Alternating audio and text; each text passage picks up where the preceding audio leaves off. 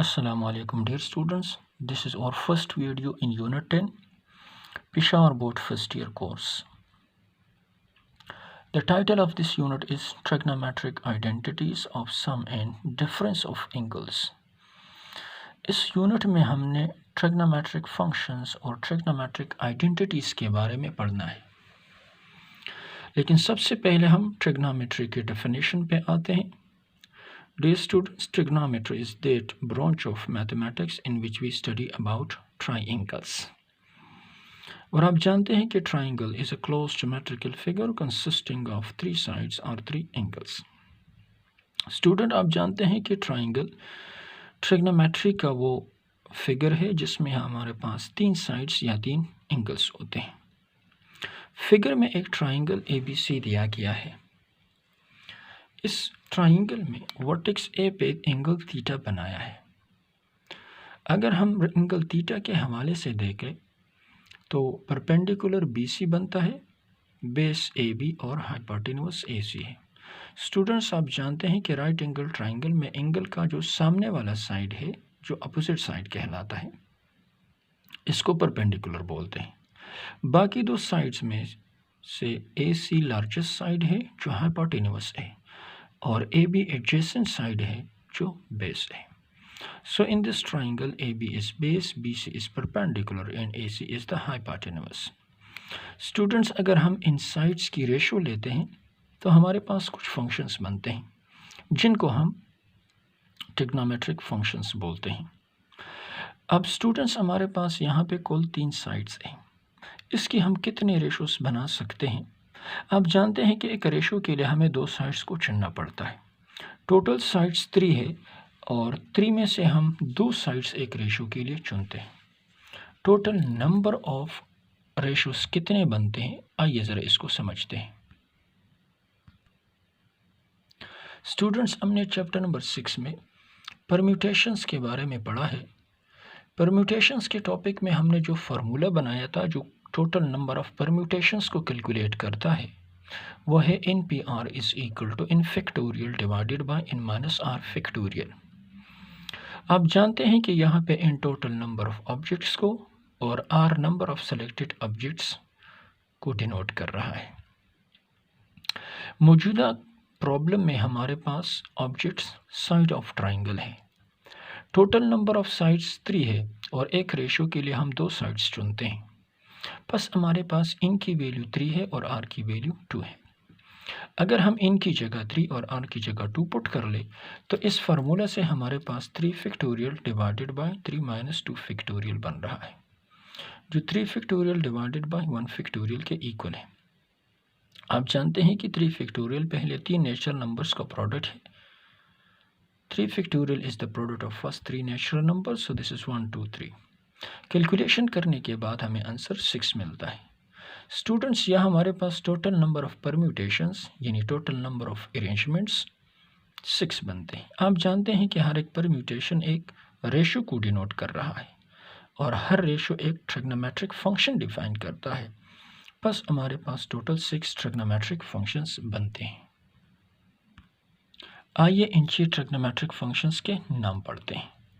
Dear students, these 6 trigonometric functions are sine, cosine, secant, cosecant, tangent and cotangent.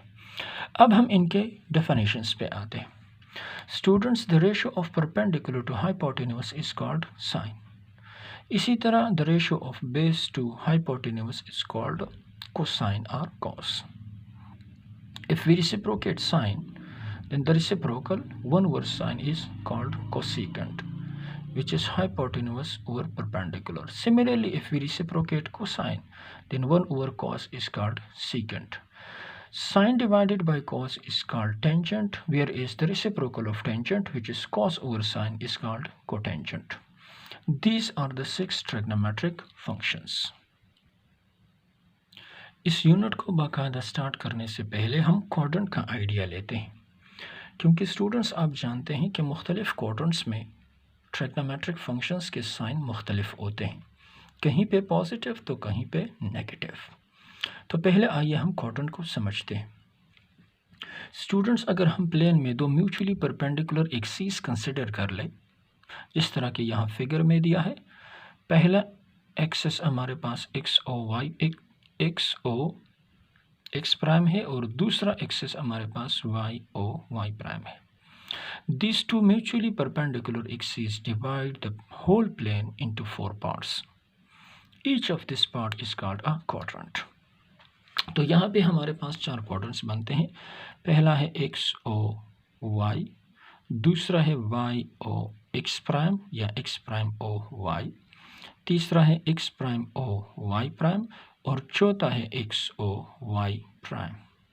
Dear student, first quadrant is this portion of the plane which is between OX and OY. Second quadrant is this portion of the plane which is between OX prime and OY. और इसी तरीके से तीसरा quadrant is the portion of the plane which is between OX prime and OY prime. And similarly, fourth quadrant is that portion of the plane that is between OX and OY prime. Dear students, axes are not a part of the quadrant. Axes किसी quadrant का हिस्सा नहीं बनते। बस पहला quadrant हमारे पास ये वाला पोर्शन है। आप जानते हैं कि ओ एक्स पे 0 डिग्री है और ओ वाई पे 90 डिग्री है, तो पहला क्वाड्रेंट 0 और 90 के बीच का हिस्सा है।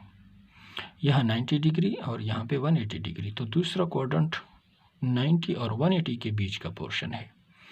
इसी तरह यहाँ पे 180 डिग्री और यहाँ पे 270 डिग्री से, तो तीसरा क्वाड्रेंट हमारे पास 180 और 270 के बीच का हिस्सा है। इस क्वाड्रेंट में अगर आप देख ले तो यहाँ पे 270 डिग्री है और ओ एक्स पे 360 डिग्रीज बनते हैं, तो चौथा क्वाड्रेंट हमारे पास ये वाला पोर्शन है जो 270 और 360 के बीच का पोर्शन है। डियर स्टूडेंट्स, आप ये भी जानते हैं कि हम किसी एंगल को मेजर करने के लिए कभी डिग्री तो कभी रेडियन का इस्तेमाल करते हैं। तो आइए हम डिग्री और रेडियन में ताल्लुक को पढ़ते हैं। Dear students, you know that 180 degree is equal to pi radians. If we divide both sides of this, we get pi divided by 2 is equal to 90 degrees. इसी तरह अगर हम इस रिलेशन के दोनों साइड्स को 3 से डिवाइड कर ले तो हमें 3 by pi divided by 3 is equal to 60 degree मिलता है। If we divide both sides of this relation by 4, we get pi by 4 is equal to 45 degrees. इसी तरीके से अगर हम दोनों साइड्स को 6 से डिवाइड कर ले तो pi by 6 is equal to 180 by 6 and 180 by 6 is equal to 30 degrees.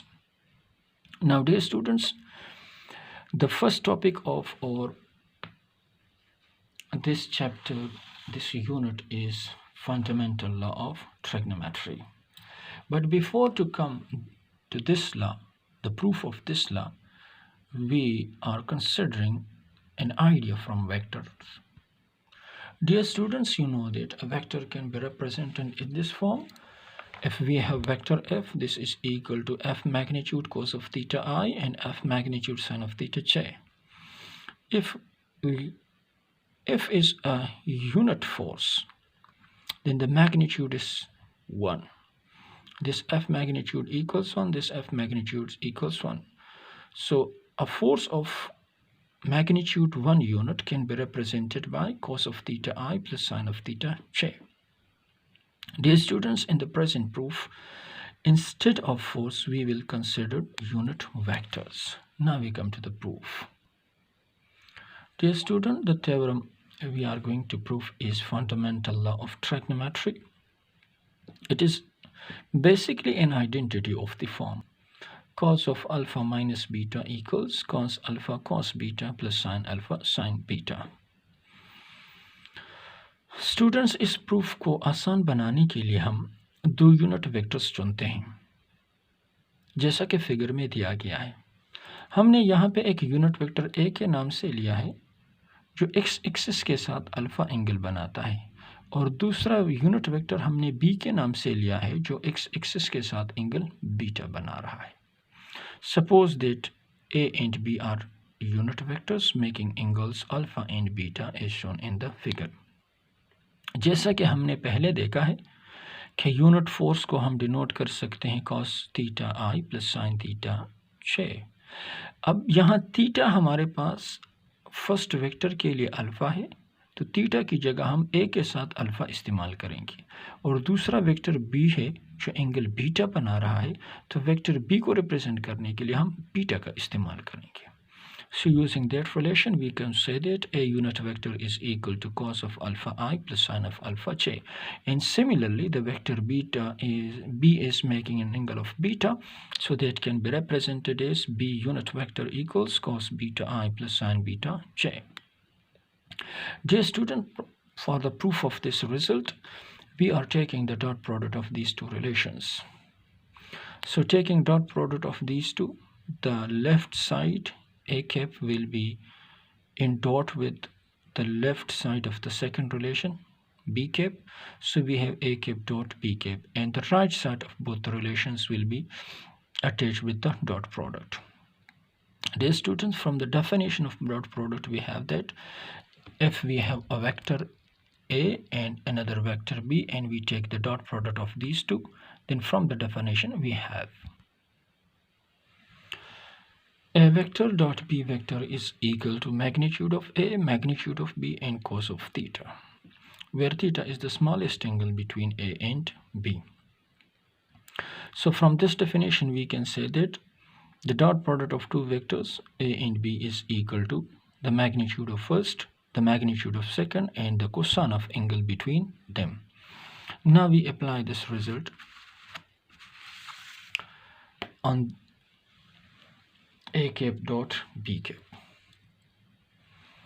The result we learn is magnitude of first, magnitude of second, and cosine of the angle between these two vectors. Dear student, from the figure you observe that the angle between a cap and b cap is alpha minus beta. So cosine of the angle between the vectors, so theta is replaced by alpha minus beta. So we have magnitude of first, magnitude of second, and cosine of the angle between the two vectors. You know that, dear students, in case of the dot product, the first component of the first vector is multiplied with the first component of the second vector. So cos alpha is multiplied with cos beta. Similarly, second component is multiplied with the second, so sin of alpha is equal to sin of beta. And you know that I dot I is 1 and j dot j is 1. So here, you know that a magnitude is 1, b magnitude is 1. So 1 multiplied by cos alpha minus beta, we have cos alpha minus beta. And cos alpha, cos beta, sin alpha, sin beta. So this is the relation cos alpha minus beta equals cos alpha, cos beta, sin alpha, and sin beta. Dear students, this is the end of the first video. In the next video, we will deduce certain results from this fundamental law of trigonometry. Goodbye. Khuda Hafiz.